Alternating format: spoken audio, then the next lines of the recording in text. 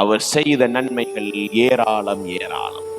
இன்றைக்கு நாம் மதிகெட்டவர்களாக மதியீனர்களாக நாம் இருந்து ஆண்டவரை அறிகின்ற அறிவிலே வளராமல், ஆண்டவருடைய வார்த்தையை நாம் நன்கு கவனித்தும் கேட்டும் இருந்து அதன்படி நடக்கிற மனிதர்களாய் வாழாமல், கிரியை செய்கின்ற மனிதர்களாய் வாழாமல், தன்னுடைய சுய இச்சைக்கு இழுக்குண்டவர்களாய் வாழ்ந்து இன்றைக்கும் அநேக நேரங்களில் நம்முடைய செயல்பாடுகளின் வழியாகவும் நடக்கையின் வழியாகவும் ஆண்டவருக்கு வேதனையை கொடுத்து கொண்டே இருக்கிறோமே.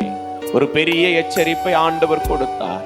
பதுங்கி இருக்கிற சிங்கம் போல நம்முடைய பட்டணத்தை பாழாக்குவதற்காக நேபுகாத் நேச்சாருடைய படை அவ்வளவு வேகமாக நம்ம நோக்கி வரப்போகிறது என்று சொல்லி கொடுத்த பிறகும் கூட அந்த பொல்லாப்புக்கு வருவதற்கு காரணமாயிருந்த இந்த நடக்கைகள் அவளை அறிந்து கொள்ளுகிற அறிவிலே வளராமல் இருந்தது நிமித்தமாய் ஏற்பட்டது.